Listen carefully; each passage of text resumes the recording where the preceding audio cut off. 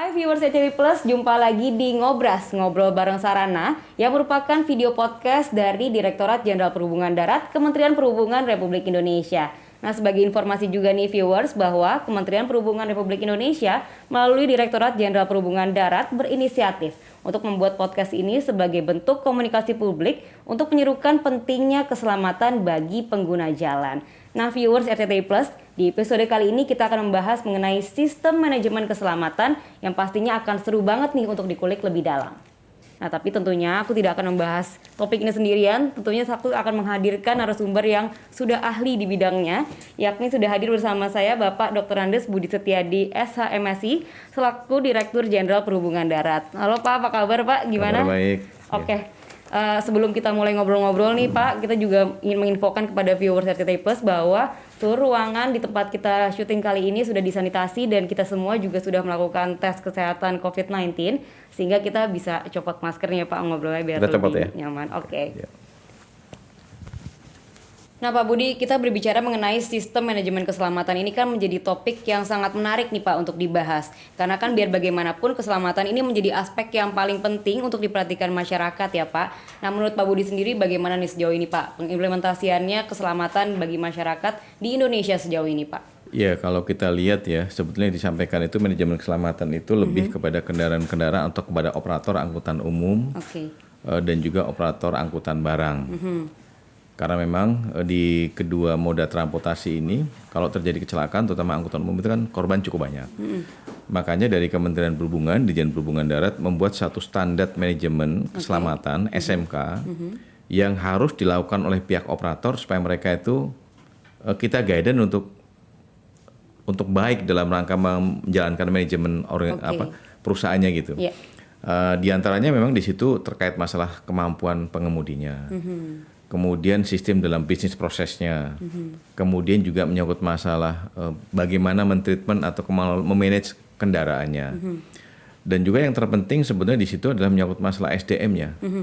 Jadi antara pemilik dengan pengemudi itu menjadi satu kesatuan, satu sistem bahwa dia adalah satu bagian untuk menjalankan atau mewujudkan keselamatan sendiri. Oke. Ya. Oke Pak, nah lalu mungkin bisa dijelaskan sedikit nih Pak ke viewers kita, kan mungkin banyak yang belum common nih dengan program SMK. Ini sebenarnya kepanjangannya dari apa sih itu Pak? SMK adalah Sistem Manajemen Keselamatan sebagaimana Peraturan Menteri Perhubungan nomor 85 tahun 2018. Oke. Nah itu dibuatnya sejak kapan dan apa Pak yang mendorong akhirnya Kementerian Perhubungan mencetuskan program ini? Ya, kalau kita lihat gini, kemampuan operator dalam rangka menjalankan bisnis proses itu kan berbeda-beda. Kemudian visinya juga berbeda. Ya. Kemudian apa yang dilakukan oleh operator itu, biasanya pertama kali mungkin yang diharapkan adalah aspek bisnisnya. Oke. Nah sebetulnya antara bisnis dengan keselamatan itu harus berjalan saling beriringan. Iya, betul. Nggak boleh mungkin kalau keselamatan sendiri diutamakan mungkin bisnis nggak jalan, nggak sustainable kan. Tetapi kalau kemudian orientasi ke bisnis saja, pasti aspek keselamatan juga diabaikan. Gitu. Ya, Pak. Jadi harusnya mungkin operator itu harus memperhatikan dua komponen dalam rangka menyelenggarakan perusahaan itu sendiri. Dan itu sudah berapa tahun kita lakukan. Memang ada beberapa operator yang segera memahami terhadap apa yang dilakukan oleh Kementerian Perhubungan untuk mencegah itu. Tapi juga banyak juga yang belum. Biasanya belum itu ada perusahaan-perusahaan yang mungkin baru tumbuh, baru kemudian akan membuat satu perusahaan dan sebagainya. Tapi kalau perusahaan yang betul-betul mempunyai keinginan untuk memberikan pelayanan yang baik kepada masyarakat dengan visi keselamatan, itu pasti akan menerapkan ini. Oke. Ya. Oke, nah Pak Budi, ini kan masih banyak nih Pak, atau masih cukup tinggi nih angka kecelakaan yang melibatkan angkutan umum nih Pak.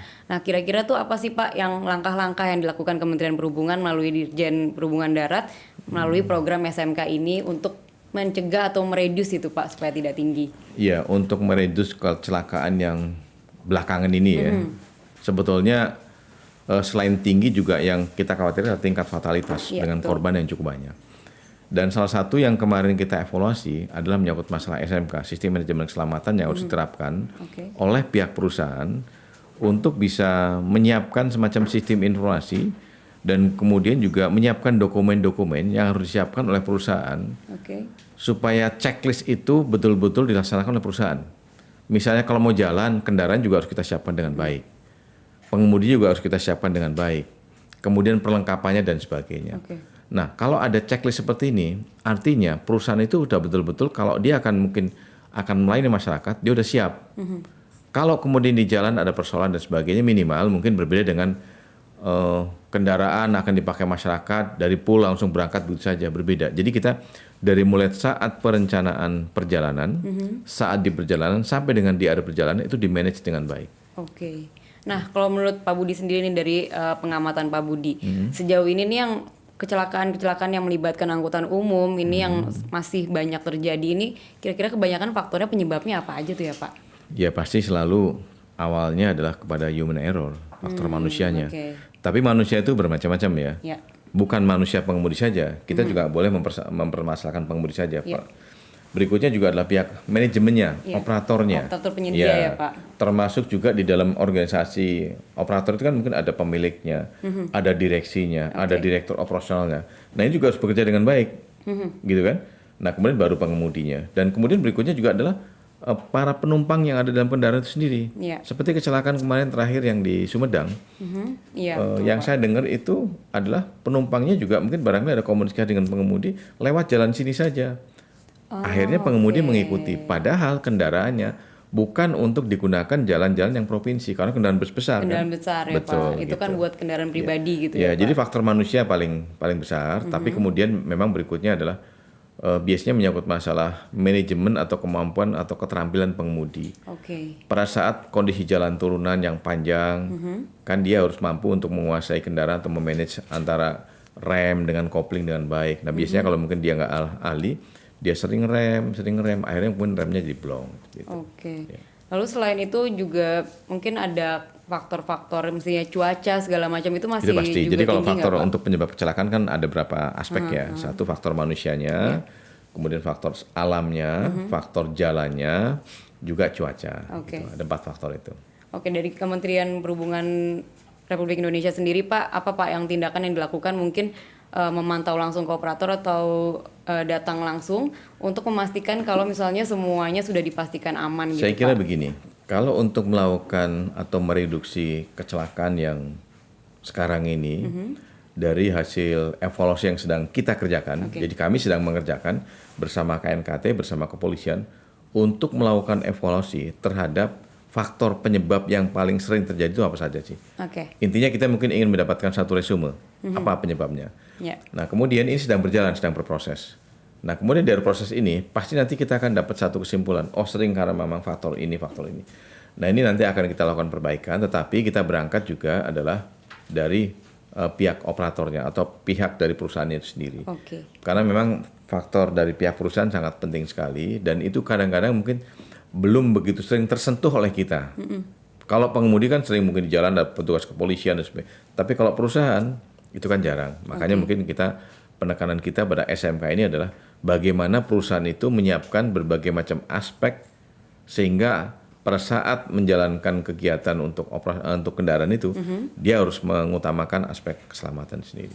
Oke, nah tentunya kita juga penasaran nih Pak untuk mengetahui sebenarnya sejauh ini SMK ini sih manfaatnya untuk para pengguna atau khususnya operator penyedia jasa angkutan umum ini apa saja sih Pak yang sudah dirasakan? Saya kira yang pertama adalah kita ingin memastikan kalau operator itu sudah ada aturan dari kita dan kita sudah buat peraturan menterinya. Ya. Jadi kita ingin memastikan apakah pihak operator telah mengimplementasikan menjalankan SMK ini dengan baik dan benar. Ya. Dan kemudian manfaat berikutnya sebetulnya ada kepada pihak operator sendiri. Kalau kecelakaan tidak pernah terjadi, Ya. kan artinya masyarakat ada kepercayaan kepada operator itu, Ya. gitu kan? Yang tadinya mungkin barangkali kita ragu-ragu jadi percaya, oh berarti perusahaan ini sangat bagus. Jadi menguntungkan secara ekonomi juga Kita ya kira Pak? begitu. Dan kemudian saya kira dengan perusahaan itu mendapat keuntungan demikian berarti citra dari perusahaan juga cukup bagus juga kan di mata masyarakat. Gitu. Oke, jadi sebenarnya ini bentuk fasilitas dari pemerintah untuk meningkatkan kepercayaan publik kepada perusahaan angkutan umum itu Ya, sendiri saya kira ya begitu. Pak? Jadi satu sisi kita dapat manfaat, meningkatkan aspek keselamatan kepada semua operator. Yang manfaat berikutnya, masyarakat juga ada kepercayaan untuk menggunakan kendaraan-kendaraan yang ada di semua perusahaan itu. Dan kemudian perusahaan juga semakin di mata masyarakat, perusahaan semakin ada kepercayaan juga. Oke, nah Pak Budi, sebenarnya nih program SMK ini nih difokuskan untuk perusahaan operator angkutan umum atau juga bisa diimplementasikan juga kepada pengguna kendaraan secara individu? Kalau pengguna kendaraan secara individu perorangan, ya saya kira itu kan cukup banyak sekali ya. Kita lebih mengutamakan kepada kendaraan angkutan umum atau pariwisata. Kenapa demikian? Karena memang kan ada tanggung jawab moral dari perusahaannya, dari pengemudinya. Karena di situ ada masyarakat yang mungkin menggunakannya kan. Tapi kalau untuk perorangan ya saya kira untuk sistem manajemen keselamatan semuanya saja. Memang sepanjang baik untuk keselamatan diri sendiri saya kira bisa saja. Jadi kalau mungkin secara dari aspek yang luas, ya masyarakat pengguna kendaraan pribadi bisa saja menerapkan itu semuanya. Dan saya juga sering menyampaikan, sebetulnya kalau kita mungkin akan melakukan perjalanan, yang perlu dilakukan pertama kali adalah manajemen dalam berkendara itu sendiri. Ya. Nah Pak Budi, tapi sejauh ini nih Pak, bisa kasih bocoran nggak Pak? Ada nggak sih Pak masih perusahaan penyedia jasa angkutan umum yang masih nakal gitu Pak? Kalau dari kalkulasi saya ya, atau pendapat saya, bukan masih ada, cukup banyak. Oh gitu, justru masih banyak. Ya, cukup banyak yang gimana nih Pak, yang bandel-bandel ini ya Pak ini Pak? Ya, kalau menurut saya mungkin barangkali untuk menerapkan SMK ini kan memang ada beberapa ketentuan, ada beberapa tool yang harus dilakukan, ada beberapa pelatihan dilakukan. Sebetulnya kalau ingin dilakukan itu tidak begitu berat menurut saya sih, tapi memang butuh investasi. Pelatihan kepada pengemudi butuh, itu kan butuh investasi juga gitu. Tapi kalau sepanjang memang kita dalam rangka penyelenggaraan bisnis ada untuk keselamatan, ya kenapa tidak? Karena satu pengemudi pada saat menjalankan kendaraannya, kalau dia bisa mengemudi dengan baik, investasi satu mobil itu kan sampai dengan 3 miliar. Jadi dia juga diberikan tanggung jawab dengan anggaran yang cukup besar untuk mengamankan itu. Nah kalau untuk perusahaan-perusahaan yang mungkin masih bandel gitu kan, katakanlah Pak, yang masih belum mematuhi SMK sepenuhnya, upaya dari Kementerian Perhubungan sendiri apa nih Pak untuk supaya mereka itu tuh yang sedang paham kita lakukan, gitu? Yang sedang saya lakukan kemarin dengan belajar dari kasus yang di Sumedang, kemudian yang di Cikidang di Sukabumi, kemudian yang di Pagar Alam, kemudian yang di Tanjakan Emen. Jadi kita sedang mengevaluasi, mengaudit semuanya, memapping semuanya bersama KNKT, bersama kepolisian. Dan kita harapkan minggu depan sudah bisa kita presentasikan dan kemudian nanti rekomendasi seperti apa dan akan kita jalankan sama-sama.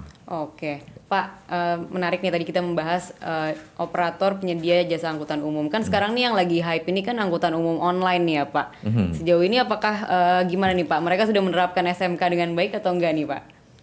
Operatornya atau kemudian taksinya?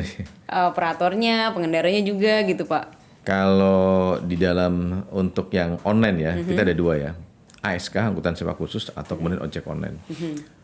Di dalam dua peraturan Menteri Perhubungan itu, baik untuk ASK maupun ojek online, itu semuanya adalah kita mengarahnya kepada perlindungan keselamatan baik kepada pengemudinya termasuk kepada penggunanya. Jadi tentunya mungkin peraturan Menteri Perhubungan terkait masalah ojek online maupun taksi online ini arahnya juga adalah untuk keselamatan para penggunanya juga. Pak, ini kan kalau dari perusahaan-perusahaan penyedia jasa angkutan umum ini sendiri, saat dia untuk mematuhi SMK itu apa sih Pak prosedurnya yang harus mereka lakukan?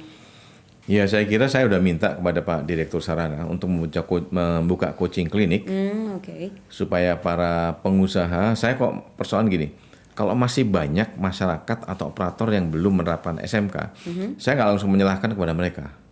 Saya coba introspeksi dulu, apakah kita sudah melakukan edukasi, apakah kita sudah melakukan sosialisasi terhadap peraturan Menteri Perhubungan ini gitu. Kalau belum ya saya minta mungkin sekarang didorong lagi untuk melaksanakan, sehingga nanti semakin banyak para pengusaha yang tahu gitu kan. Nah sementara mungkin anggapan saya mungkin banyak yang belum tahu. Nah kita harapkan dengan kejadian seperti ini menjadi pembelajaran kita. Ya kita harapkan ke depan kita harus banyak lagi melakukan edukasi atau coaching klinik kepada perusahaan-perusahaan itu untuk menerapkan SMK ini. Tentunya salah satunya melalui podcast ini ya Pak, supaya lebih kenal lagi tentang SMK. Saya kira dengan podcast seperti ini kan nanti akan menyebarkan informasinya kan, pesannya juga. Lalu Pak, nih sejauh ini gimana nih Pak respon dari pihak-pihak terkait khususnya perusahaan angkutan umum melalui adanya manajemen keselamatan ini sendiri Pak? Kemarin saya menandatangani ada beberapa semacam piagam ya, beberapa perusahaan angkutan umum yang sudah cukup bagus dalam rangka menerapkan SMK. Artinya progres memang ada, kita melakukan pembinaan terus-menerus dan kemudian pihak perusahaan juga mulai untuk bagaimana mengikuti aturan yang ada di pemerintah ini tentang SMK. Jadi artinya ya kita berjalan beriringan, kita juga melakukan edukasi, kita melakukan sosialisasi, kita ketemu dengan para pengusaha juga mungkin secara bertahap akan mengikuti. Yang mungkin kita perhatikan biasanya adalah para pengusaha yang perlu kita waspadai, pengusaha yang baru muncul, baru ikut bisnis itu. Dia punya 3 kendaraan, dia punya 4 kendaraan, belum mungkin kendaraannya juga belum tentu kendaraan baru, dia beli bekas dan sebagainya itu. Oke. Ya, semoga juga semua upaya yang sudah dilakukan Kementerian Perhubungan ini bisa berjalan baik ya Pak, dan apa yang dicapai atau apa yang diceritakan dari program SMK ini bisa terwujud dengan baik. Nah, viewers nih, sebelum kita lanjut untuk mengulik lebih dalam lagi bersama Pak Budi, aku ingin menyampaikan lagi kalau Kementerian Perhubungan melalui Direktorat Jenderal Perhubungan Darat sangat menitik beratkan pentingnya keselamatan jalan raya, sehingga regulasi mengenai manajemen kampanye keselamatan menjadi prioritas utama. Jadi kalian harus perhatikan baik-baik ya hal ini, dan kita harus sama-sama mengerti bahwa keselamatan itu adalah yang paling penting, terutama saat sedang berkendara ya Pak. Oke, kita lanjut lagi nih ngobrol-ngobrol dengan Pak Budi. Pak Budi nih, optimalisasi penanganan kecelakaan yang sudah dilakukan oleh Kemenhub sendiri ini sejauh ini seperti apa sih Pak? Ya, ini yang menarik sekali pertanyaannya. Biasanya kita setiap ada kecelakaan besar, itu kita lakukan semacam evaluasi. Secara total lah, katakan itu komprehensif. Dilakukan oleh semua pihak, baik oleh kepolisian, baik oleh KNKT, kemudian juga dari Dinas Perhubungan, dari kita juga, kemudian juga dari Jasa Raja pasti akan ke lokasi. Dan kita pasti belajar yang menjadi penyebab kecelakaan itu apa. Tapi sebetulnya apa yang kita lakukan ini, yang paling penting sebenarnya adalah setelahnya terjadi kecelakaan, faktornya apa, dan kemudian treatmentnya. Jadi biasanya pada lokasi-lokasi yang rawan atau black spot, itu pasti sudah ada penanganan yang permanen. Misalnya PUPR, memperbaiki mungkin geometrik jalannya, kemudian dari kita perhubungan memasang PCU-nya, marka, rambu, guardrailnya, dan sebagainya. Kemudian kepolisian juga memberikan rekomendasi seperti apa yang harus dilakukan dan sebagainya. Lalu Pak, ini sejauh ini untuk sebagai upaya gitu Pak dari Kementerian Perhubungan sendiri agar perusahaan-perusahaan ini bisa mematuhi SMK dengan baik nih, apa nih Pak langkah-langkah yang dilakukan? Apakah dengan adanya sanksi atau lebih kepada mendekatkan kepada mereka? Kalau saya terus terang aja, sanksi itu adalah jalan terakhir ya. Saya yakin juga bahwa masyarakat kita, apalagi operator itu kan bukan pengusaha-pengusaha yang kecil kan. Beli kendaraan itu kan mahal. Iya, betul sekali. Jadi artinya mungkin disentuh saja hatinya, diberikan pandangan filosofis bahwa menyangkut masalah bisnis terhadap transportasi itu seperti apa dan bagaimana.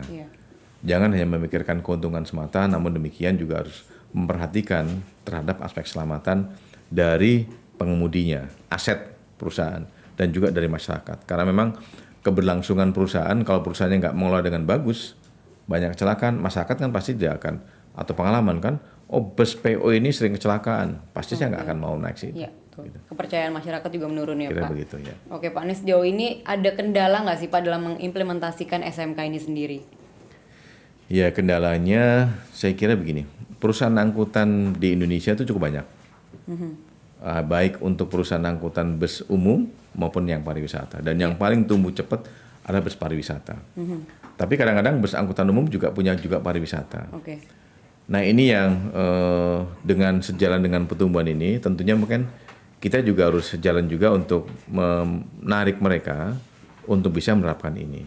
Jadi memang yang paling penting atau kemudian utama bagi saya, jangan terlalu banyak penegakan hukum, atau kita mungkin barangkali menegur dan sebagainya. Minimal mungkin diajak untuk penyampaian di edukasi tentang masalah SMK itu apa dan bagaimana penerapannya, dan apa keuntungan bagi perusahaan. Itu yang paling penting. Jadi lebih melakukan pendekatan secara sosialisasi gitu ya Pak.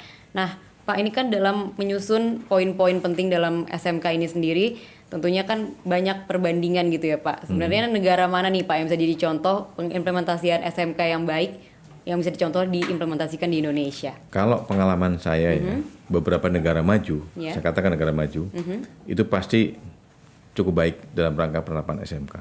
Coba kita lihat saja secara fisik, kendaraannya bersih, kemudian pengemudinya profesional, walaupun mungkin barangkali pengemudinya mungkin kadang seperti yang di Jepang saya lihat sudah cukup usia juga pengemudinya, tapi profesional dan sendirian, pakai seragam yang bagus, kemudian melayani kepada penumpangnya.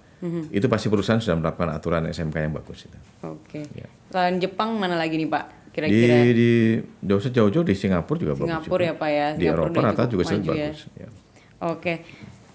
Terus Pak ini tadi kan Pak Budi sempat menyebutkan bahwa sanksi itu adalah opsi terakhir gitu ya Pak. Tapi sebenarnya ada nggak sih Pak sanksi yang misalnya nih sudah benar-benar di tahap perusahaan ini tidak mengimplementasikan SMK dengan sangat tidak baik gitu Pak? Pastinya ada lah. Apa gitu. tuh Pak Ada. bentuk sanksinya? Ya biasanya kita bertahap ya. Tahap 1 mungkin barangkali kita akan memberikan peringatan, surat peringatan pertama kali, surat peringatan kedua kali, kalau ketiga kali nggak diabaikan ya mungkin barangkali kita bisa juga melakukan izinnya mungkin barangkali dipersulit atau kemudian tidak boleh menambah lagi kendaraan dan sebagainya. Oke. Nah Pak ini kan selanjutnya nih Pak ada pertanyaan yang akan disampaikan oleh masyarakat nih Pak. Ada yang pengen nanya juga secara langsung dan berikut kita simak videonya.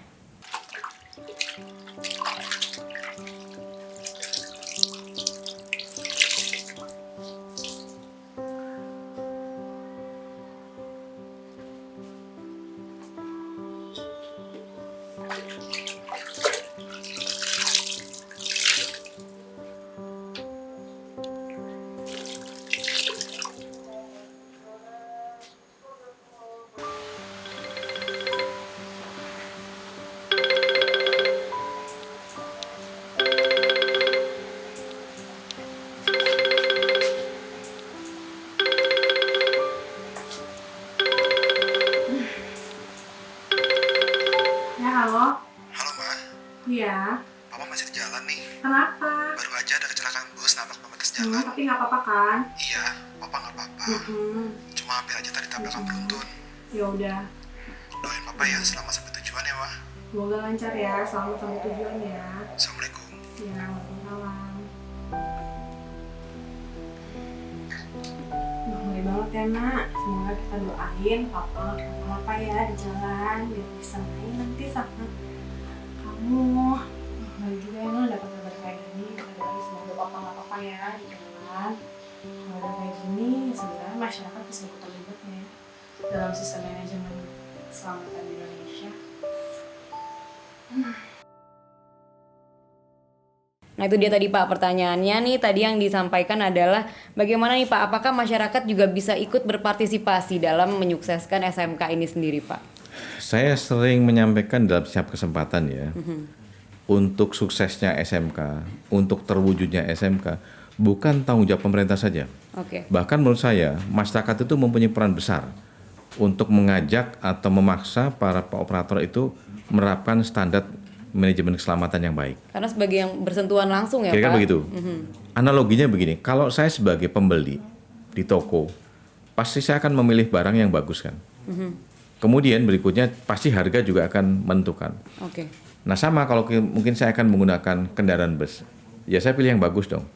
Saya boleh nanya juga kan, pengemudinya siapa, Iya. pengemudinya bagaimana, kendaraannya apa, tahun berapa, izinnya ada atau tidak, seperti itu kan. Oke. Nah masyarakat jangan kalau kemudian menggunakan kendaraan untuk pariwisata, itu hanya kemudian, oh ini murah, gitu kan. Iya. Tapi murah kalau nggak terjamin keselamatannya mau nggak? Nggak mau kan? Iya, betul. Jadi lebih baik menurut saya harus ada keseimbangan. Karena kita bicara di jalan ada keselamatan, gitu kan. Jadi artinya menurut saya masyarakat punya hak dan kewajiban menurut saya wajib juga menanyakan kepada perusahaan kalau perusahaan nggak menerapkan SMK yang baik. Atau perusahaan tidak memberikan jaminan keselamatan, nggak usah dipakai. Oke. Masih ada yang lain kok perusahaan yang mungkin barangkali lebih peduli dalam aspek keselamatan. Tapi jangan kemudian dari sisi harga saja gitu. Jadi masyarakat juga harus proaktif ya Pak memilih mana kendaraan yang aman Ya, itu untuk kan hak digunakan. masyarakat juga Ya, kan, betul. gitu. Oke Pak. Lalu di tengah situasi pandemi COVID-19 saat ini nih Pak, apakah sudah ada Pak rencana untuk kan Bapak bilang masih banyak perusahaan-perusahaan yang belum menerapkan SMK dengan secara utuh gitu Pak. Adakah upaya untuk melakukan sosialisasi secara virtual gitu Pak? Kemarin minggu yang lalu sudah terfikirkan oleh saya bersama direktur angkutan bersama direktur sarana. Kita akan roadshow dari mulai Sumatera sampai dengan ke beberapa provinsi untuk datang untuk silaturahmi untuk ketemu dengan pengusaha angkutan baik angkutan umum atau kemudian angkutan pariwisata. Dan di dalam pertemuan itu, saya akan menyampaikan pandangan saya dan juga kondisi existing terhadap bagaimana sih para pengusaha ini menyiapkan kendaraan, menyiapkan mungkin jasa di bidang transportasi kepada masyarakat. Ya saya akan buktikan bahwa dengan adanya kecelakaan berarti kita masih jauh dari harapan kita kan. Iya, Gitu. betul. Oke Pak, ini kan sebelum kita bahas lebih jauh lagi, mengulik lebih dalam lagi tentang SMK ini, sebenarnya mungkin bisa Pak disampaikan juga ke viewers yang mungkin masih awam dengan SMK ini, poin-poin penting apa saja Pak yang ada di dalam SMK itu sendiri nih Pak? Ya, poin-poin yang sangat penting di dalam standar manajemen keselamatan itu diantaranya adalah menyangkut masalah komitmen dan kebijakan dari perusahaan. Komitmen perusahaan untuk keselamatan dan kebijakan apa saja yang dilakukan oleh perusahaan supaya keselamatan itu menjadi prioritas. Yang kedua adalah menyangkut masalah pengorganisasian, sangat penting sekali. Kita ingin melihat SDM di situ sebagai katakan mungkin direksinya siapa dan sebagainya. Dan kemudian juga menyangkut masalah manajemen bahaya dan juga risiko. Kemudian ada dokumentasi dan data yang ada di situ. Kemudian alat tanggap darurat baik di tempat perusahaannya maupun di kendaraan. Kan kita di setiap kendaraan bus itu ada alat tanggap darurat. Misalnya palu pemecah kaca, kemudian safety belt dan sebagainya. Kemudian juga adalah menyangkut masalah pelaporan kecelakaan internal dan juga menyangkut monitoring dan evaluasi dari perusahaan itu sendiri untuk melihat perkembangan, mengikuti perkembangan selama menjalankan kegiatannya. Oke Pak, lalu apa sih Pak yang dilakukan perusahaan setelah mereka menyusun dokumen SMK tersebut Pak? Persyaratan untuk mendapatkan satu katakan kualitas atau semacam dia mendapatkan sertifikat SMK yang baik, ya sekira langkah-langkah yang kami sampaikan tadi itu harus dipenuhi semuanya. Nah kalau sudah dipenuhi, baru nanti kita mungkin akan memberikan semacam sertifikasi kepada perusahaan itu bahwa perusahaan itu sudah menerapkan SMK. Dan kemudian dengan sertifikasi itu, ya memang harus di-maintain. Bisa saja sudah dapat sertifikat, kalau nggak di-maintain dengan baik mungkin akan downgrade ya. Nah yang kita harapkan adalah bisa dipertahankan bahkan lebih baik lagi. Oke Pak, lalu dokumen itu sendiri punya masa berlakunya nggak sih Pak, atau expired date-nya sehingga nanti kalau misalnya sudah habis harus diperbaharui lagi? Atau sudah tetap dari awal? Pasti harus di setiap saat harus di-upgrade ya. Harus, karena memang kita juga setiap saat juga harus melakukan pengecekan, melakukan evaluasi terhadap perusahaan-perusahaan itu. Lalu Pak, adakah nih Pak pembinaan khusus dari Kemenhub untuk perusahaan angkutan umum untuk mengatasi permasalahan transportasi tadi Pak? Kita sering ketemu, bahkan ini mau kita jalankan lagi dengan para pengusaha. Baik pertemuan yang sifatnya informal, jadi banyak para pengusaha yang mungkin dengan kemauan sendiri, dengan inisiatif sendiri, itu suka datang ke kita, diskusi, menanyakan dan sebagainya. Tapi kalau tidak, ya kita sering ketemu dengan mereka, kita kumpulkan, kita undang mereka untuk kita lakukan pembinaan menyangkut masalah SMK ini sendiri. Gitu. Pak. Lalu apa sih Pak yang dilakukan oleh Kementerian Perhubungan Republik Indonesia, khususnya Direktorat Perhubungan Darat, untuk menjangkau lebih dekat lagi nih Pak perusahaan-perusahaan penyedia angkutan umum ini agar lebih bisa mengimplementasikan SMK dengan baik? Ya ini sangat penting sekali ya. Memang kalau menurut saya kita harus ada semacam keberlangsungan dan keberlanjutan. Kadang-kadang memang di dalam perencanaan kita, kalau lagi pas banyak kecelakaan mungkin kita akan sering ketemu. Tapi kalau pas lagi nyaman kita tidak. Padahal mungkin di sini harus ada komunikasi dua arah yang sesuai. Kita juga harus banyak memberikan sentuhan kepada para pengusaha supaya mereka bisa cukup bagus. Kemudian para pengusaha juga butuh kita. Nah ini mungkin yang barangkali komunikasi ini yang nanti akan kita coba tingkatkan kembali supaya para pengusaha juga selalu mengupdate terhadap beberapa kebijakan polisi di bidang transportasi, terutama yang dikeluarkan oleh kita dengan peraturan menteri, peraturan dirjen, yang visinya adalah untuk keselamatan. Karena kan perkembangan teknologi, perkembangan IT setiap saat kan berkembang terus. Jadi kita juga kadang menerapkan satu persyaratan kepada perusahaan itu cepat sekali kita. Pak Budi, sebenarnya dalam menentukan poin-poin penting yang tadi Bapak sudah sebutkan dalam sistem manajemen keselamatan ini sendiri, Kementerian Perhubungan nih bekerja sama nggak Pak dengan kementerian-kementerian lainnya atau bidang-bidang terkait dalam menetapkan poin-poin ini agar lebih sempurna gitu Pak dari berbagai bidang? Ya, di Indonesia ini kita sudah untuk menjalankan atau mewujudkan visi keselamatan sampai dengan tahun 2035. 2035 memang visinya pemerintah kita akan menurunkan angka tingkat kecelakaan dan fatalitas yang cukup tinggi. Nah, kemudian kita sudah punya 5 pilar di situ. namanya adalah Rencana Umum Nasional Keselamatan Lalu Lintas Angkutan Jalan, RUNK. 5 pilar itu diantara ada Bappenas, mewujudkan manajemen berkeselamatan, kemudian Kementerian PPR mewujudkan jalan berkeselamatan, Ya. kemudian Korlantas Polri mewujudkan orang yang berkeselamatan, Oke. kemudian Kementerian Perhubungan menyiapkan kendaraan yang berkeselamatan. Kemudian terakhir adalah Kementerian Kesehatan, Poskes. Jadi artinya mungkin selama setelah ada kecelakaan itu harus dirawat dengan baik para Oke. korbannya itu.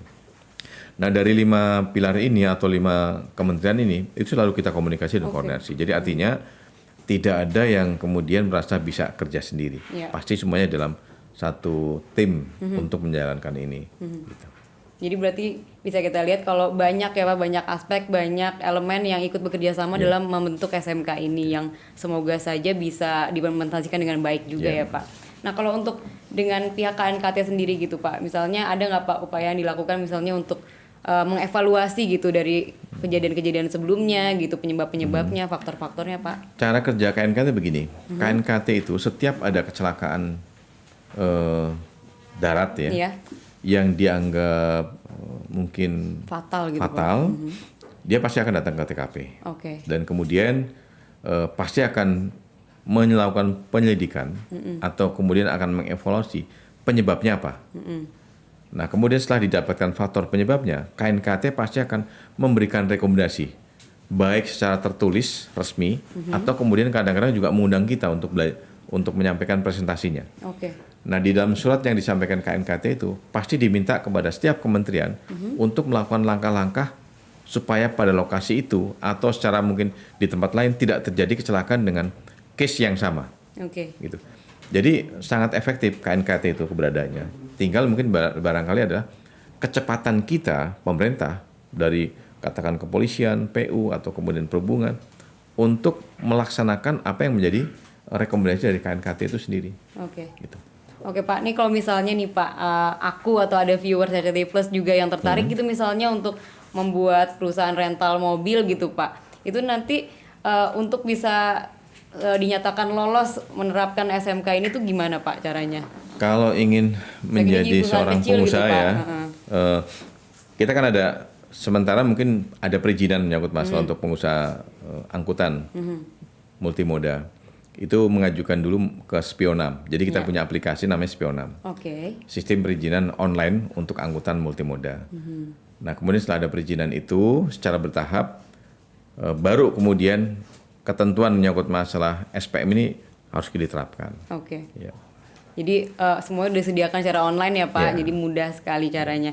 Oke Pak, nah kalau misalnya nih Pak ada yang nakal nih Pak, mobil dengan plat hitam tapi digunakan untuk jadi angkutan umum nih Pak di jalan kan banyak nih Pak, itu gimana tuh Ya. Pak dari Kementerian Perhubungan sendiri? Ya, itu memang menjadi perhatian kita ya dengan Organda dan juga dengan operator.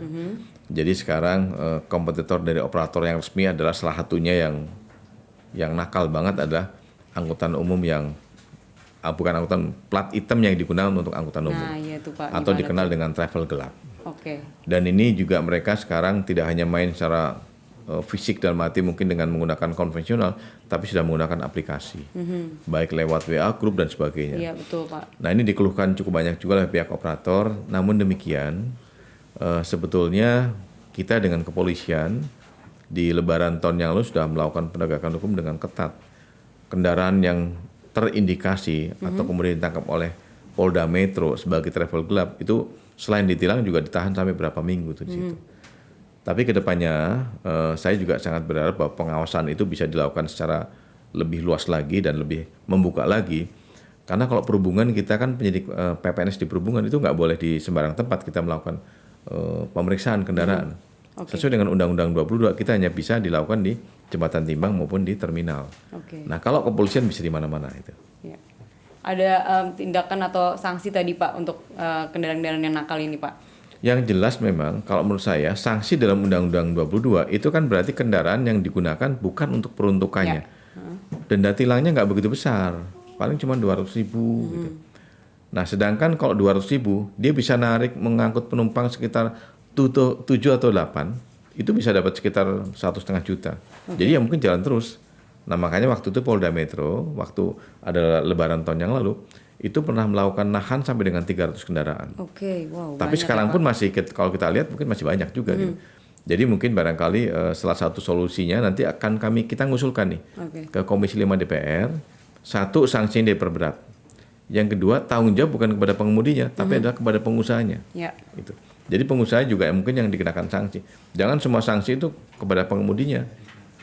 Oke, nah tadi Pak Budi mention soal Lebaran, saya jadi inget bentar lagi mau masuk musim mudik nih Pak. Apalagi kan nih rencananya tahun ini mudik sudah mulai diperbolehkan lagi di beberapa wilayah Kata ya siapa? Pak. Rencananya gitu Pak, belum selesai tapi. Oh gitu ya Pak, jadi gimana tuh Pak? Sekalian konfirmasi nih, jadi gimana nih Pak sejauh ini rencananya kalau soal Ya, mudik? waktu rapat di Menko Perekonomian minggu yang lalu, minggu ini tapi hari Senin kalau nggak salah, itu sudah diputuskan kita akan memberikan rekomendasi Oke.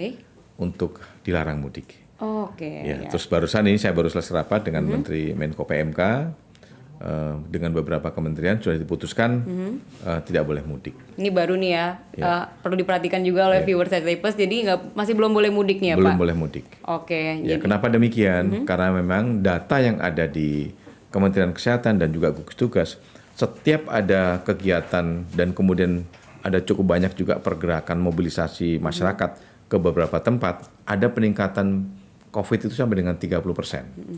Nah, sekarang Indonesia kan sudah agak menurun kan. Nah, kita harus jaga semuanya. Oke. Nah, untuk menjaga itu, tadi sudah diputuskan supaya mudik tahun 2021 tidak boleh. Oke. Dan skemanya seperti apa sedang kita siapkan nanti dari surat edaran yang kita siapkan oleh para dirjen di Kementerian Perhubungan ini. Lalu ada nggak sih Pak sosialisasi ataupun sounding yang dilakukan dari Kementerian Perhubungan sendiri kepada pihak-pihak jasa operator angkutan umum untuk menyukseskan gitu Pak program untuk mencegah untuk tidak mudik dulu tahun 2021 kan, karena kadang-kadang masih suka ada yang bandel nih Pak, demi kebutuhan ekonomi nih Pak. Ya memang pasti para pengusaha operator kendaraan angkutan umum pasti kecewa. Udah 2 tahun ya. Yeah. Karena biasanya saat Lebaran itu adalah saat puncak-puncaknya. Iya benar Pak. Ibaratnya mungkin ya pendapatan paling tinggi saat Lebaran itu. Iya, tidak bisa dipungkiri mereka Tapi mengharapkan secara organisasi organda juga banyak operator. Ini kan bukan demi kepentingan bisnis semata dari pihak operator kan, Iya, betul. tapi kepentingan negara yang lebih besar lagi. Iya. Aspek keselamatan, aspek kesehatan dari orang banyak harus kita prioritaskan. Ini kan operasi kemanusiaan. Jadi mereka pasti mendukung. Oke. Cuma potensi perjalanan apakah masih bisa pada orang-orang yang punya kepentingan jelas, kerja, kemudian mungkin kepentingan keluarga. Tapi semuanya harus ada persyaratan. Dan sedang kita rumuskan, kalau orang itu akan melakukan perjalanan, syaratnya apa? Oke. Gitu. Nah, kalau misalnya masih ada yang nakal nih Pak, jangan kan 2021 Pak, 2020 kemarin aja masih ada yang bandel nih Pak, tetap berangkat mudik. Berarti kan nggak cuma penggunanya tapi kendaraannya juga Ya menyediakan. saya kira Gimana ini tuh, kan Pak? kedua kali ya kita melakukan pengamanan atau kemudian melakukan tindakan untuk pelarangan orang mudik. Kita pengalaman bagaimana modus-modus di tahun 2020 kemarin. Iya. Jadi tentunya mungkin di tahun 2021 ini kita akan semakin tahu, semakin hafal dan paham apa yang dilakukan oleh masyarakat. Sehingga mudah-mudahan baik kepolisian, TNI, kemudian Dinas Perhubungan, Pol PP, kemudian gugus tugas yang di lapangan, ini akan bisa lebih maksimal lagi dalam rangka melarang atau mencegah masyarakat yang indikasinya mudik itu melanjutkan perjalanan. Jadi tentunya mungkin sampai dengan tahun ini kita kembalikan lagi ke daerah asalnya. Oke, itu penting ya viewers diperhatikan tadi yang sudah disampaikan Pak Budi kalau tahun 2021 ini juga jangan mudik dulu, sabar dulu, tahan di rumah aja lebarannya. Ini demi keselamatan bersama ya Pak, demi untuk menyelesaikan pandemi COVID-19 ini. Nah Pak Budi nih terakhir mungkin bisa Pak disampaikan apa yang Bapak ingin sampaikan kepada para perusahaan angkutan umum juga masyarakat luas tentang pentingnya nih Pak menerapkan sistem keselamatan ini Pak. Ya, ada 2 hal yang ingin saya sampaikan. Yang pertama, dalam waktu dekat, sebagaimana saya sampaikan tadi dari hasil evaluasi yang sedang kita lakukan, beberapa case kecelakaan yang terjadi belakangan, saya akan coba akan bikin kegiatan FGD, dan kemudian mereka akan kita undang, sehingga nanti para operator akan belajar terhadap kasus-kasus yang terjadi di Indonesia. Kenapa dan bagaimana.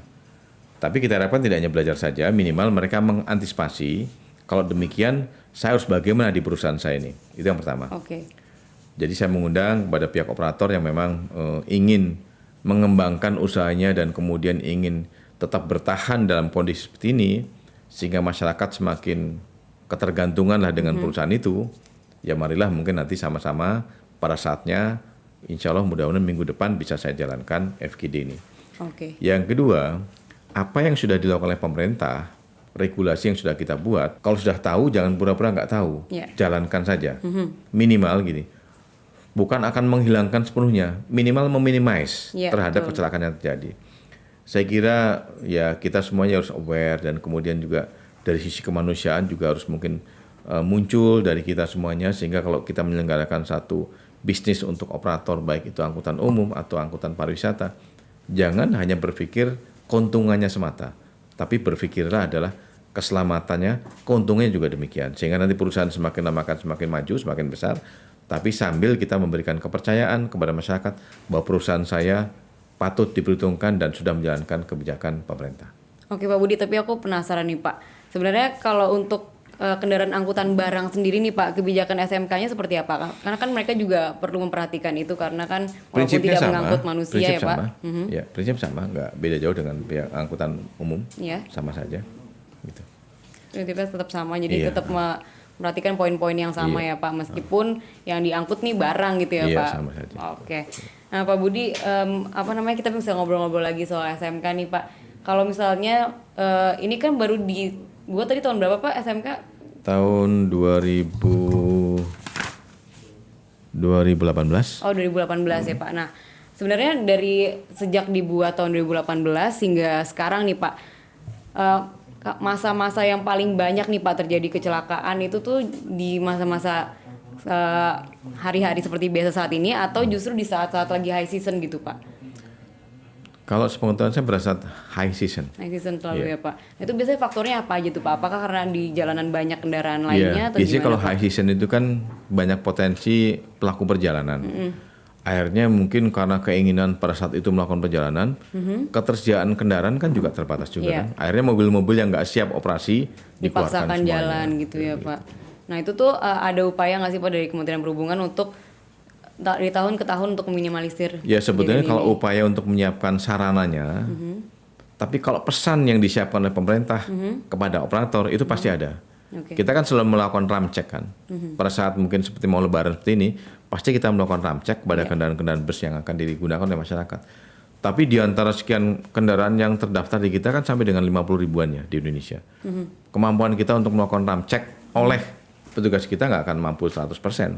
Nah sisanya kita harapkan ada ram cek mandiri yang dilakukan oleh operator dengan bertanggung jawab, gitu. Karena memang ini keselamatan kan menjadi utama kan. Jadi jangan nunggu pemerintah, pihak operator sendiri yang melaksanakan itu. Harus punya kesadaran sendiri ya Kira Pak. Begitu. Nah Pak, sejauh ini ada nggak sih Pak perusahaan penyedia angkutan umum yang keberatan gitu Pak waktu disosialisasikan soal SMK ini? Nggak ada ya Pak sejauh ini. Semuanya menerima dengan baik ya Pak. Oke Pak Budi, terima kasih banyak nih Pak penjelasannya dan informasinya soal SMK. Kita jadi semakin tahu nih tentang sistem manajemen keselamatan itu sendiri. Dan semoga ini bisa diimplementasikan juga bagi pengusaha, penyedia angkutan umum, dan juga bagi masyarakat luas.